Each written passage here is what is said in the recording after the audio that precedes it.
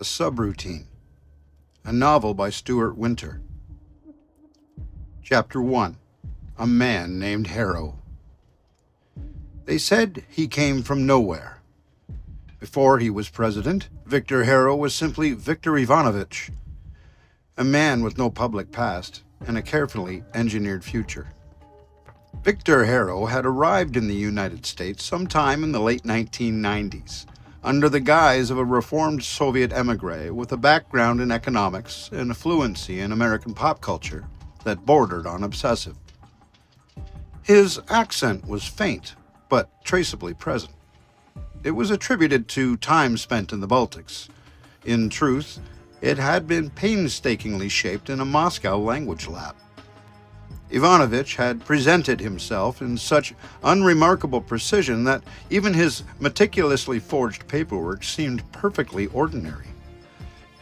Nothing about him, his posture, his expression, his blandly official documents, triggered so much as a flicker of suspicion. The TSA agent gave the passport a routine glance, saw exactly what Ivanovich needed him to see, and found no reason to linger. No questions, no second look, no red flags. With a curt nod, the agent waved him forward, granting him passage through the gate and into the United States. As the moment unfolded, Victor felt a ripple of disbelief. He hadn't expected it to be quite this simple. He had rehearsed for interrogations, imagined skeptical eyes boring into him, prepared answers for questions he was never asked. Caught off guard by the ease of it all, and momentarily letting his carefully practiced composure slip, he allowed himself a quick private grin. A few minutes later, Victor Ivanovich stepped through the automatic doors and onto American soil. The cool air hit his face, sharp and brimming with possibility. Somewhere inside him, a switch flipped. The objective he had crossed an ocean to complete was now officially in motion. The game, quiet, dangerous, and meticulously planned, had begun. He settled in the Midwest, in a town just quiet enough to observe and just busy enough to get lost in. There, Harrow became an average Joe. He worked as an unremarkable analyst for a local think tank that published dense, forgettable policy papers. To build the illusion of a naturalized patriot, Harrow threw himself into Americana with clinical precision. He barbecued on weekends, coached a youth soccer team, and attended every 4th of July parade within 30 miles. He collected vintage campaign buttons and read presidential biographies like scripture. He joined the Rotary Club and regularly donated blood. He made friends slowly, methodically, never too close, never too far. His hobbies were performative, but practiced enough to feel authentic. Trail running, woodworking, fly fishing, all of it crafted to paint a portrait of a man who loved the country he had quietly been sent to help dismantle. By the time Harrow entered local politics, no one questioned his origins. He had played his cards perfectly. His smile had become familiar, and the man known as Harrow had become, to almost everyone, just another true believer in the American dream. Victor Harrow's entry into politics was neither loud nor accidental. It began with school boards and budget committees, low-stakes arenas where his calm demeanor and obsession with order played well. He spoke rarely, but when he did, it was with a kind of preternatural certainty that drew in both moderates and the disillusioned. His early campaign slogans sounded vaguely nostalgic: drain the swamp, rescue America, but always avoided clear positions. That was by design. His handlers across the Atlantic had trained him in the power of ideological ambiguity. Let others argue about left and right. Harrow offered control, stability, and answers that sounded like common sense, even when they weren't. His meteoric rise was propelled by strategic generosity and manufactured enemies. He donated to struggling fire departments, visited shuttered factories, and always seemed to say what a room needed to hear, even if that room changed drastically from county to county. The media called him enigmatic, disciplined, presidential. He framed his outsider status as virtue, not born into power, but forged in real American struggles. His past had been scrubbed clean and rewritten with surgical precision. The few who probed too deeply found their stories buried in noise or found themselves quietly discredited one by one. By the time he announced his bid for national office, Victor Harrow wasn't just accepted. He was trusted, and trust, as it turns out, was the easiest weapon to turn against a republic. Now, Victor Harrow's face was on every screen in America, framed by the banners of red, white, and blue. But to some, his biography always felt like a polished brochure, clean, appealing, and oddly weightless. Every fact checked out. Every credential appeared legitimate. Yet something about him felt manufactured. Still, the crowds loved him. He spoke of the American dream not as a relic, but as a stolen treasure, taken by elites, hoarded by the undeserving. He promised restoration, sovereignty, peace. He used phrases like "no more endless wars" and "the rebirth of the Republic." He never named enemies, but his followers knew exactly who to hate. On a crisp October evening in Des Moines, Iowa, the sky was bruised with the fading orange of sunset as more than 20,000 people packed into a stadium built for just over that number. The energy crackled like a revival, not a rally. Vendors sold swag like balloons, hot dogs, t-shirts with Harrow's face on them, and pins that read, "He's not one of them." Parents lifted kids onto shoulders. High schoolers live-streamed every moment. Grown men in camo jackets cried. Women yearned for him, and almost everyone sat anxiously awaiting his arrival and ready to burst. When the speakers blared with the opening chords of a classic Springsteen anthem, the roar was deafening.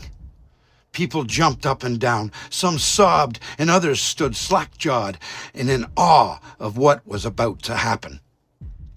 Then, from behind the heavy stage curtain, came Victor Harrow. He didn't run, didn't wave, didn't bask. He just walked, straight-backed, composed, and confident, the way a champion steps towards the podium after besting his opponent. He didn't rush because he didn't have to. The audience leaned in before he even spoke, almost as if entranced at the mere glimpse of him. They were on the edge of their seats before he reached the podium.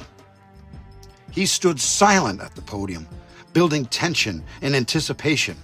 He adjusted the mic once, just once, and the second he spoke, the noise fell away like a wave pulling back from shore. "My fellow Americans," he said, voice smooth as a steel wire, "this is not my campaign. It is our reckoning." The crowd erupted. Flags waved. People stamped their feet and cheered. They all felt like part of his team. Each one of them clueless to the mind game being played upon them. But not everyone was so quick to bite down on Harrow's empty hook. Elise Stanton stood in the shadows just behind the stage curtain, earpiece in place, arms folded tight. She had advised governors, senators, and even one previous but failed presidential bid. She could spot an authentic moment from a manufactured one in her sleep. Yet, she couldn't pin Harrow down. He didn't rehearse. He didn't deviate. He never panicked. In meetings, he absorbed talking points without asking a single question, almost eerily, as if he already knew what she was going to say. Oddest of all, he never, ever blinked during one-on-one conversations. On stage, Harrow swept his eyes across the sea of faces and continued. They have told you that America is too sick to heal, that we must decline with grace, surrender with dignity. They say it's inevitable. A murmur of discontent rolled through the crowd. Well, I say no. I say the fire that built this nation still burns. And I say we don't need foreign approval to be free, and we don't need career politicians to tell us how to live. A wave of thunderous approval arose from the thousands in attendance, people screaming, "We love you!" and chants of USA arose and ran through the crowd until it was encompassing. From outside, one would almost claim it to be cult-like. Harrow continued after the uproar had died down, but only a few decibels. He wasn't going to lose this momentum. Your pain, your struggles, your forgotten and ignored voices, I hear you. I am not beholden to Washington. I do not owe them anything. I owe all of you everything. Elise felt her stomach twist. The rhetoric was brilliant, almost too brilliant, as if surgically calibrated. It cut across class, party, and age. It weaponized patriotism without ever needing to call it that. And it worked. She glanced towards the dozens of cheering veterans in the front row, the children clutching Harrow balloons, and the local sheriff who had just teared up during the Springsteen intro. And she wondered, what if Harrow doesn't actually believe a single word of this? At that very moment, roughly 1,200 miles from the roaring rally, Kara Jennings sat hunched over a chipped mug of stale coffee in her dim Brooklyn apartment. The place was more cave than home, its narrow living area pressed in by the shadows and the faint hum of old radiators. Off to the one side was the kitchen, though calling it that felt generous. It existed mostly to store groceries she rarely touched and to house the refrigerator that rattled every time it started up. A heavily used coffee machine dominated the counter, its carafe permanently stained with a gradient of burnt umber, silent proof to how essential it was to her survival. Cooking wasn't a part of Kara's routine. Takeout menus did most of the heavy lifting. Her bedroom, barely large enough to turn around in, could have fit inside the walk-in closet of her previous place. A narrow single bed and a battered dresser took up nearly all the floor space. Nothing decorated the walls, no art, no photographs, nothing at all to betray a life lived inside these walls. On the dresser, a vase held the remnants of a bouquet long forgotten, brittle stems curled over the rim, the last of the petals having already scattered across the scratched surface below. Kara sat at her tiny table now, surrounded by the controlled chaos of her work. Piles of books, highlighted articles, newspaper clippings, and curling post-it notes circled her like a paper-made fortress. She leaned forward, eyes narrowed, entirely absorbed. The bluish glow of the live stream illuminated her face, casting her features in a spectral light, while deep shadows stretched behind her, swallowing the cluttered apartment whole. She watched Harrow speak with surgical intensity, replaying key phrases, parsing his cadence. Her computer screen was split.